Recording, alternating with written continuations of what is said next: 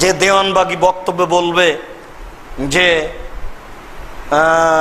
আমার ছেলে মেয়ে ফাতেমার সাথে দেখা করলো, তারপর আমি বললাম যে তারপর আমার ছেলে মেয়ে বললো আমার আব্বা আপনার সাথে আগেও ছিল, এখনো আছে, চিরদিন থাকবে।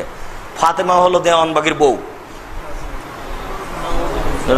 মানুষই নয় একবারে, এবাদত বান্দি কিন্তু দূরে থাক, সেটা একবার মানুষই নয়।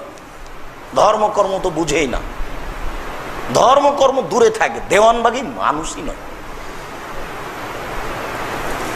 যারা পীর পূজা করে, যারা এসবগুলো করে, তারা মানুষ থেকে দূরে চলে গেছে। তারা কথা বলতে পারে যে ফাতেমা আমার বউ, এটা হয়। আল্লাহ তার সাথে কথা বলে, এটা হয়। মানুষের সামনে এগুলো চলছে। আশ্চর্য দুনিয়া। ধর্মের নামে মানুষ যে কত কি করছে তার কোনো হিসাব নেই। অবাক দুনিয়া। ইমাম মাহদীর সৈনিক দাবি করেছে এরা সব ওই দাজ্জাল। নবী করিম সাল্লাল্লাহু আলাইহি ওয়াসাল্লাম বলেছেন বড় কানা দাজ্জাল আসার আগে 30-এর বেশি দাজ্জাল আসবে।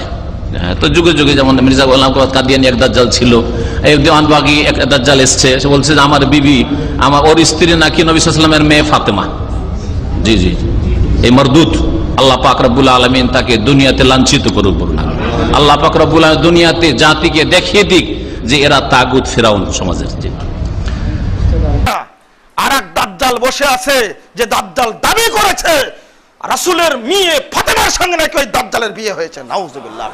ওর মতো বদমাশ, ওর মতো ইবলিস বাংলার বুকে থাকতে পারে যে মেয়েটি মুহাম্মদুর রাসূলুল্লাহ সাল্লাল্লাহু আলাইহি ওয়াসাল্লামের সঙ্গে প্রথম জান্নাতে ঢুকবেন মুহাম্মদ সাল্লাল্লাহু আলাইহি ওয়াসাল্লাম, দ্বিতীয়বার জান্নাতে ঢুকবেন ফাতেমাতুজ জোহরা রাদিয়াল্লাহু আনহা, তিনি ঢুকবেন।